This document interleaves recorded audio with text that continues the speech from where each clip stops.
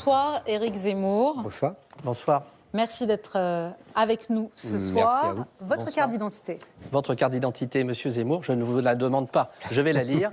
Vous avez 63 ans, vous êtes le candidat du nouveau parti Reconquête, on peut encore le qualifier ainsi. Vous êtes journaliste politique de profession, vous avez 3 enfants et c'est votre première candidature à la présidentielle. Éric Zemmour, hormis vous, qui a fait la meilleure campagne à vos yeux? Hormis moi, On vous le concède. c'est gentil. on dit Jean-Luc Mélenchon. Non, ce n'est pas notre pronostic. Si, je pense que Non. c'est Il pas le votre prend, en pronostic, tout cas. c'est votre jugement. Non, on imagine que vous pensez je pense ça. qu'il n'y a eu que 2 campagnes. C'est simple. Qui? La mienne et Jean-Luc Mélenchon. Ah, C'était votre première campagne présidentielle, donc. Avant, vous étiez commentateur politique, Éric Zemmour. Qu'est-ce que le commentateur Éric Zemmour dirait du candidat Éric Zemmour? Bien, très bien, peut mieux faire, insuffisant? On peut toujours mieux faire, mais je pense ce que je vous ai dit, c'est-à-dire qu'il y a eu 2 campagnes. Il y a eu 2 dynamiques politiques, celle de Jean-Luc Mélenchon et la mienne. Il y a eu des gens qui réunissaient beaucoup de monde. Au Trocadéro, j'ai réuni 100 000 personnes. C'est le plus gros meeting de la campagne.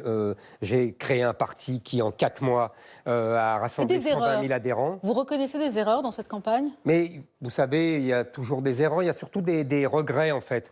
Par exemple, de ne pas avoir pu parler d'école.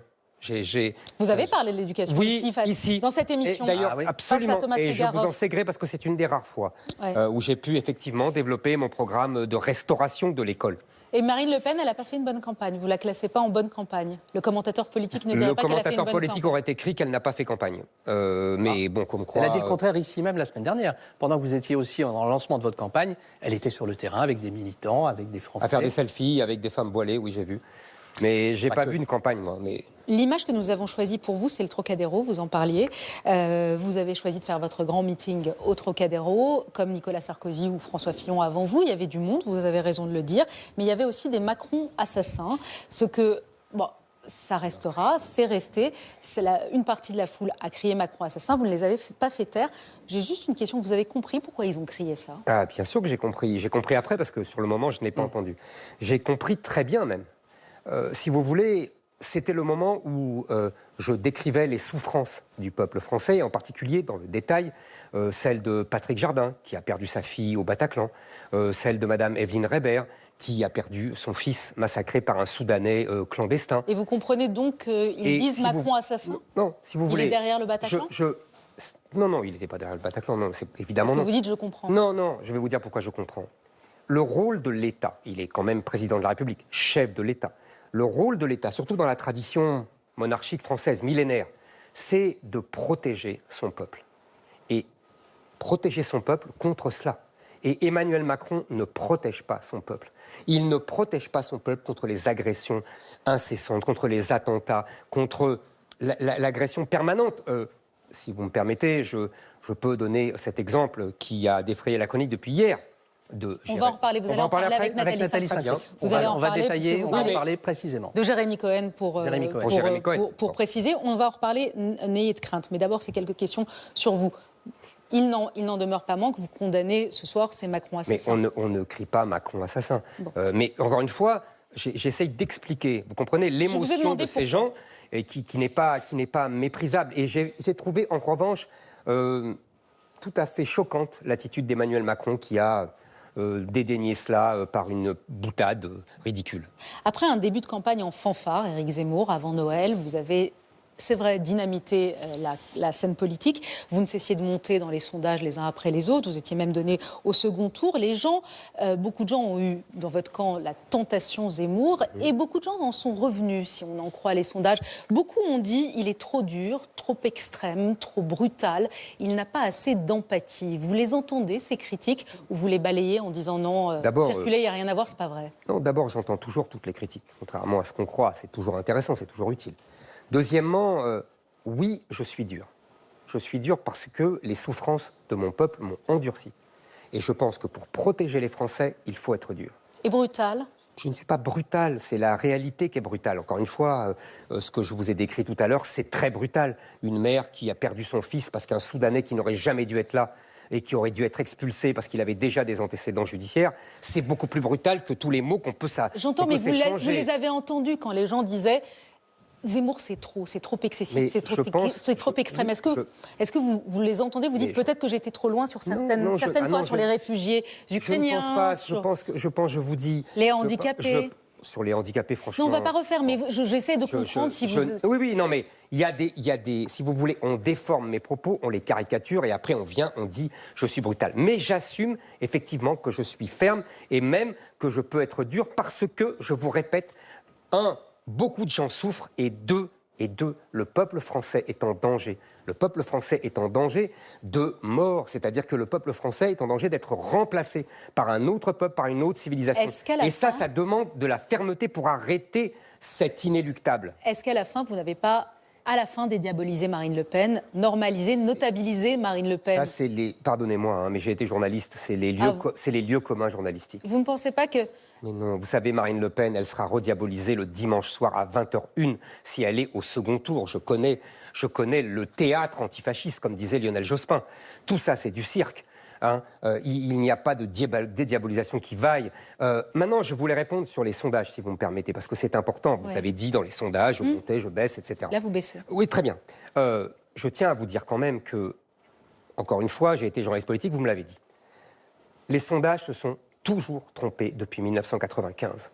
Je me rappelle, si vous me permettez, une minute. Non, mais là, vous êtes vraiment devenu un homme politique. Attendez, laissez-moi finir. En 1995, j'ai très bien suivi cette campagne. À une semaine du scrutin, il y avait 10 points dans les sondages entre Édouard Balladur et Jacques Chirac. Ça s'est fini à 1,5 point. Je me souviens de la colère de Nicolas Sarkozy, qui avait fustigé en direct sur votre plateau. Il était chez Balladur à l'époque. Absolument, il était chez Balladur à l'époque, qui avait fustigé un sondeur parce qu'il s'était dit, si jamais on avait su qu'on était aussi près, on aurait continué à faire campagne. Pourquoi je vous dis ça? On pourrait donner d'autres exemples. Trump, qui a été donné vaincu tout le temps. Mais là, il y a Orban, donné vaincu, il a gagné avec 20 points d'avance, Léa Salamé. J'entends, mais reconnaissez que comme les autres, vous êtes devenu un homme politique. Moi, vous connaissez commentateur. Les hommes politiques, quand vos sondages étaient bons, vous en parliez tout le temps. Je ne dis pas que les sondages sont négligeables. Je dis qu'il y a, une responsabilité des journalistes politiques de faire de l'actualité uniquement le commentaire des sondages, alors que je vous ai donné des éléments qui prouvent ma dynamique politique, les meetings, le parti, les audiences télé, etc. Ça, c'est des faits objectifs qui doivent être pris en compte. Et deuxièmement, je vous répète, les sondages se trompent tout le temps. Et pourquoi je dis ça? C'est pas pour dire ils se trompaient pas avant. C'est pour dire à ceux qui veulent voter pour moi, rien n'est joué. Il faut aller voter. Il faut aller voter pour moi. Il n'y a pas de vote utile. Moi, je suis le vote vital. Question des téléspectateurs. Rendez-vous dimanche soir là-dessus. Hein. Absolument. Question des téléspectateurs, alors que Yannick Jadot se prépare. On risquera d'avoir des surprises. On verra. Il sera là, c'est le 3e candidat qui a été tiré au sort. Question des téléspectateurs, des Français qui sont autour de nous. Oui, il y a 4 prénoms qui vont s'afficher. Anne, Kamel, Robert, Thierry. Thierry, si vous stoppez l'immigration, qui va faire les jobs ingrats? Vous savez, c'est une question qui date un peu. Oui, mais un de nos téléspectateurs se la pose encore. Quelques secteurs, le bâtiment, la restauration, où il y a beaucoup d'immigrés. Et cela, effectivement, ça prendra du temps, mais il faudra trouver des formations, etc. En revanche, je vous répète une chose, il y a 55%, c'est le taux d'inactivité des étrangers extra-européens. La vérité, c'est qu'il y a beaucoup plus d'inactifs et de chômeurs étrangers que d'inactifs et de chômeurs français. Il y a un problème de formation, mais l'immigration de travail représente 12% des 275 000 étrangers réguliers qui rentrent en France, c'est-à-dire 3 fois rien. Il faut bien se mettre ça dans le crâne. Ça, c'est une vision des années 60, voire 70. C'est terminé. Nous avons, à une immigration de travail, à succéder une immigration de peuplement. C'est cette immigration de peuplement que je veux arrêter. Deuxième question, un deuxième prénom. Anne. Eh bien, Anne vous pose la question suivante. Avez-vous choisi votre Premier ministre en cas de victoire? Non. Mais en revanche, je peux dire une chose. C'est que je suis le seul, si je suis au second tour, qui recevra le soutien de gens de LR et du Rassemblement national. Si Marine Le Pen est au second tour, aucun élu de LR ne la rejoindra. C'est le grand... Pourquoi? C'est sûr. Ils ont déjà annoncé qu'ils rallieront Macron. En revanche, moi, Valérie Pécresse prépare déjà son ralliement à Emmanuel Macron. En revanche, des gens de LR, comme Ciotti, comme François-Xavier Bellamy, comme d'autres, Madame Morano et d'autres, me rejoindront. 10 secondes. Parce que je suis le seul... Comment ? 10 secondes. Oui, allez-y, Je terminez. suis le seul à pouvoir faire cela. Donc, la vie politique sera changée si je suis au second tour. Si Marine Le Pen est au second tour, rien ne changera. Tout recommencera comme avant et Madame Le Pen sera battue par Emmanuel Macron. En 10 secondes, est-ce que vous serez candidat aux législatives si jamais vous n'êtes pas président? Écoutez, je serai candidat, mais je serai au second tour et je serai élu. Et sinon, quand vous dites je serai candidat aux législatives. Mais je n'abandonnerai pas les gens qui m'ont fait confiance. Merci, Éric Zemmour. C'était la première partie. Oui. Voilà, le Laurent. petit point proximité. Le petit point proximité, de qui vos absolument. téléspectateurs pensent que vous êtes le plus proche parmi les 11 autres candidats. Il n'y a pas d'énorme surprise. Marine Le Pen à 80%, c'est écrasant et c'est logique par rapport au positionnement. Alors c'est peut-être une surprise pour Éric Zemmour qui Non, pensait pas être du plus proche de Valérie Pécresse Non, que pas de Marine du Le tout. Pen. Pas du tout. Je suis au milieu entre Valérie Pécresse, qui est une centriste, donc je ne suis pas proche de Valérie Pécresse, et Marine Le Pen. Donc c'est normal, je fais la réconciliation de ces droites. Merci, à tout à l'heure. tout à l'heure. Vous serez face à Nathalie Saint-Cré.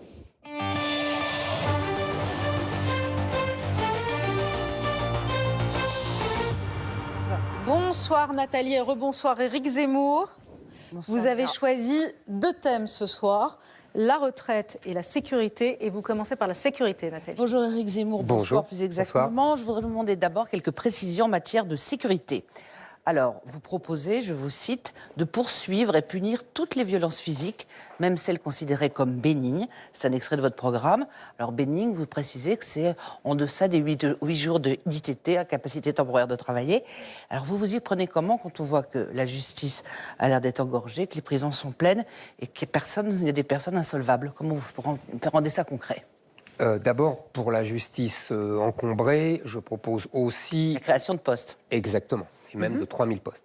Deuxièmement, pour les prisons encombrées, je propose 2 choses. On va y venir.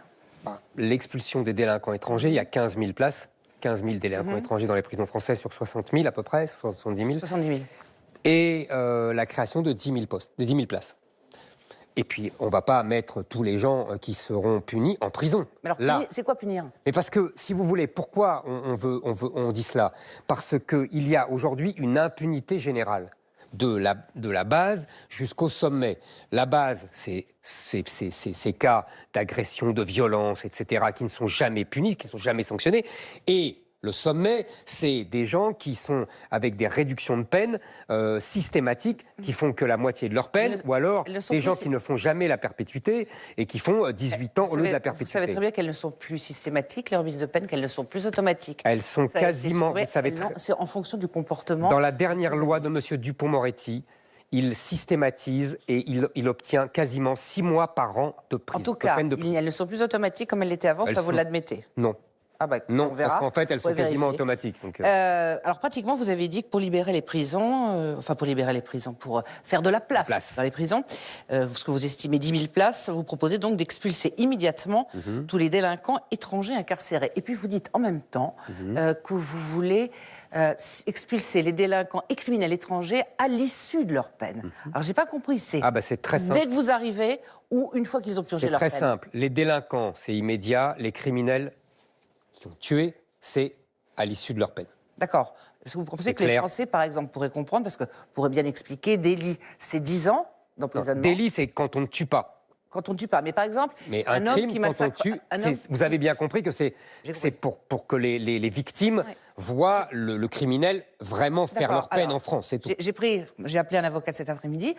Si un homme massacre sa femme à coups de pied, à coups de batte de baseball, sans vouloir la tuer, mais en la blessant grièvement, ça fait partie d'un délit. Est-ce que vous trouverez normal que les victimes se disent, tiens, on va les expulser, et puis ça se trouve, dans leur pays, ils iront se promener? Écoutez, je pense que la pire menace pour tous ces gens, c'est de ne plus être en France. Parce qu'ils préfèrent être en prison en France que souvent, parfois, en liberté dans leur pays. Vous voyez, parce que la prison en France, c'est très confortable par rapport à certains pays. Vu la surpopulation, ça ne l'est pas toujours.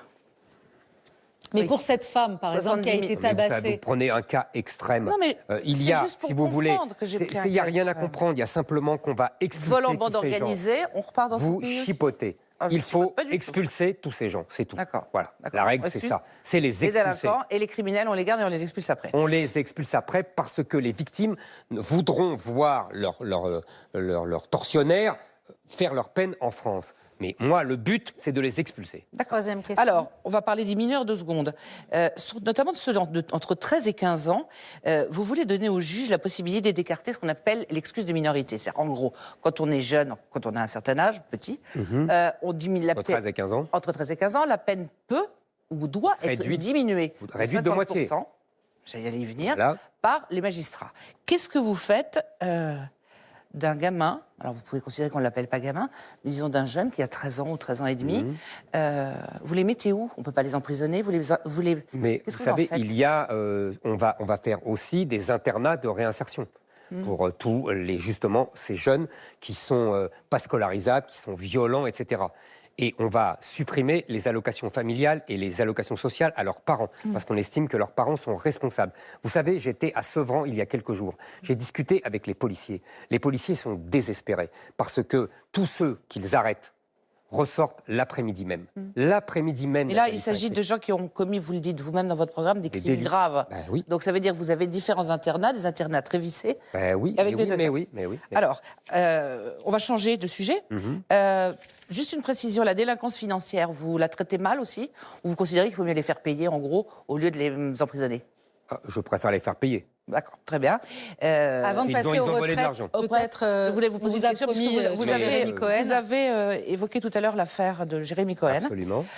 Pour ceux qui n'auraient pas suivi l'actualité, c'est un jeune homme qui a été agressé par une bande le 16 février. Il est décédé le 17 dans la nuit, après avoir fui cette bande et avoir été percuté par un tramway. On ne sait pas s'il portait sa kippa. On a retrouvé sur place. Et vous avez dit, notamment dans Valeurs Actuelles, vous avez dénoncé le laxisme des médias et l'omerta. Alors, je voulais vous demander, omerta de qui et pourquoi? Omerta des médias. Les journaux, le lendemain, ont titré « Un jeune homme qui est victime d'un accident de la route et qui est percuté par un tramway ». Aucune enquête, rien du tout. C'est la famille de ce jeune homme qui a fait son enquête et qui a retrouvé un film où l'on voit ce pauvre jeune homme agressé par une bande de racailles. Omerta de la justice, omerta, excusez-moi, depuis le 16 février. Il a fallu que ce pauvre père m'écrive à moi, pour me demander de faire la lumière sur cette affaire et de la porter les dans le médias débat n'ont public. pas choisi C'est de ce ne que pas j'ai en parler, fait. ils n'avaient pas Attendez. d'éléments. Quand vous dites omerta, ce que- ça voudrait dire qu'on a caché ce Mais qu'on oui, savait. en tout cas, on n'a pas cherché. On n'a pas cherché. attendez, Personne n'en a parlé. Mais ni Radio Shalom. J'ai appelé Radio Shalom aujourd'hui, qui a Personne n'en a diffusé la parlé. bande. Moi, Radio je dis J. qu'il a fallu attendre que je parle moi, que je fasse un tweet moi, et que ce père m'alerte pour que tout le monde en parle. Est-ce que c'est normal? Il y a évidemment une volonté de dissimuler cela de la part de la justice et de la part des médias qui n'ont absolument pas cherché à enquêter. Mais c'est le travail de la police. Oui, c'est le travail de la police d'enquêter. Vous êtes peut-être allé assez vite. Il y a une enquête qui est ouverte là, et le procureur tout à l'heure a fait une conférence de presse en disant que pour l'instant, l'agression antisémite n'était pas prouvée, que rien n'indiquait. Et l'avocat de la famille Cohen également, monsieur Maître William Goldnadel, qui n'est pas connu pour être quelqu'un de relativement mou sur le sujet. C'est nouveau parce que Goldnadel, c'était M. Sarfati, il a changé. Il a changé d'avocat, justement, après avoir eu Maître Klugman. Voilà, donc vous pensez... Qui ne retiennent pas pour l'instant le caractère antisémite. Vous savez ce que ce père, je l'ai vu. Il est venu me voir. Il est venu vous voir ce matin. Et il m'a bien raconté que, justement, il a compris très vite que son avocat Klugman voulait absolument étouffer l'affaire. Et c'est pour ça qu'il l'a renvoyé. Excusez-moi, j'ai parlé avec ce monsieur, ce n'est pas votre cas. Et dans quel but? Dans quel but? Mais dans quel but? Tout simplement de ne pas montrer les ravages que font ces bandes de racailles. Et je voulais vous dire, Nathalie Saint-Cricq, c'est absolument immonde ce qui s'est passé. Vous êtes d'accord que ça soit un crime antisémite ou pas? Ce n'est pas le sujet. Et si vous voulez, c'est ce que vivent les Français aujourd'hui. Donc ce jeune homme n'a pas le droit de se balader à Bobigny. Il se fait massacrer par une bande et on ne doit pas en parler. Moi, j'estime qu'on doit en parler, que c'est très révélateur de l'époque et je constate la réaction de M. Macron. Vous avez vu que Macron a réagi et qu'il parle de manipulation politique. Enfin, il a également condamné très fermement qu'il le fait la majorité. Et l'Élysée a appelé la famille. Heureusement. Mais il a parlé de manipulation politique. Moi, je pense que la manipulation politique, c'est justement le silence. Bon. Et ce n'est pas d'en parler, Et c'est le silence n'a pas été ordonné. Les retraites. Alors, on va revenir en retraite. Vous la fixez à 64 ans, à l'horizon 2030, en augmentant un trimestre par an à compter de 2023. Vous faites comment? Vous n'êtes pas très loin de Macron ou Pécresse. Vous faites comment? Vous négociez ou vous imposez? Non, écoutez, nous devons absolument sauver le système de répartition, le système de solidarité. Tout le monde sait que ce système repose sur le nombre plus ou moins élevé de cotisants par rapport aux inactifs. Le diagnostic actif-inactif, on le connaît. Bon, on le connaît, donc Demandez... il est très faible. Et en plus, la durée de vie augmente depuis 30 ans, depuis 40 ans. Donc on porte à 64 ans, c'est le rapport du corps, vous savez. Il y a eu plusieurs rapports de corps qui n'ont pas toujours Voilà, qui fait que à 64 Conseil d'orientation des retraites. Merci. Pardonnez-moi. Mais je vous en prie, vous avez raison. À 64 ans, on rééquilibre le système. Maintenant, il n'y a pas que ce rallongement de la durée de la vie. Il y a un ensemble, c'est dans un ensemble. Je voulais y venir. Je vous demandais, vous imposez ou vous impose négociez? parce que par ailleurs, on fait beaucoup de choses. Évidemment, on maintient les règles sur la pénibilité ou sur les gens qui ont commencé très tôt. Vous la calculez comment, la pénibilité? Comme elle a toujours été calculée, on ne change pas le mode de calcul. Vous ne changez rien, d'accord. On ne change rien. Deuxièmement, j'insiste, parce que ce qui est scandaleux aujourd'hui en France, ce sont les petites retraites. J'ai rencontré, quand j'ai sillonné la France, des agriculteurs qui touchent 680 € de retraite. Je rappelle qu'un demandeur d'asile, dès qu'il arrive, on lui donne une carte avec 540 €. Vous voyez, c'est quand même absolument scandaleux. Ce monsieur a travaillé et cotisé toute sa vie. Je l'ai rencontré. 680 € par mois. Vous proposez, allons sur vos moi, propositions. ce que je propose, c'est la réduction de la CSG, et la CRDS, comme je le fais pour tous les salariés d'ailleurs, mais des retraités pour les petites retraites, ce qui leur permet d'augmenter leur retraite de 600 par an, 600 € par an. Exactement. Et alors, jusqu'à 1300. Absolument. D'accord. 1300. À 1310, il y a un effet de seuil. Ah, mais vous savez, c'est toujours le problème des effets de seuil. Oui, on n'est pas richissime quand on est à 1310. En tout cas, on augmente déjà. Vous ne voyez pas le verre à moitié vide, il faut voir le verre à moitié plein. C'est que je peux ainsi augmenter les retraites parce que, en baissant la CSG, je le finance en supprimant les allocations sociales aux étrangers. Par ailleurs, j'augmente aussi pour les veuves. Alors c'est très important parce que vous savez très bien qu'aujourd'hui, la plupart sont des femmes.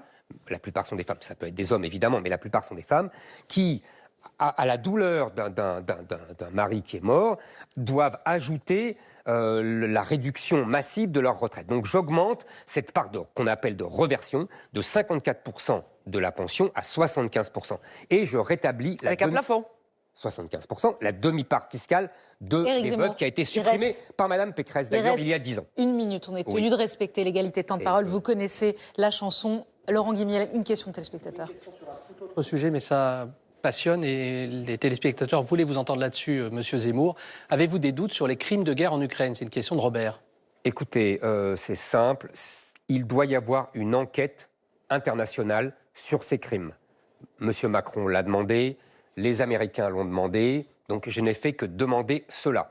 Et évidemment, j'ai vu ces images, elles sont horribles, c'est infâme, et je l'ai dit tout de suite d'ailleurs, c'est non seulement infâme et criminel, mais si on constate que c'est bien l'armée russe, ça salit même l'honneur de la Russie et de l'armée russe. Donc voilà ce que j'ai dit, et je ne modifie en rien ce que j'ai dit. Justement, ce qui nous amène aux questions du quiz. 3 questions, vous répondez par oui ou par non. Je sais que c'est difficile, mais on y va. Si la guerre cesse en Ukraine, Vladimir Poutine pourra-t-il redevenir un partenaire de la France? Vous avez marqué allié. Un allié de la France. Mais il n'a jamais été allié. Vous savez, moi, je considère qu'il faut parler aux États. C'est la vieille politique voulue par le général de Gaulle et même plus loin par Richelieu.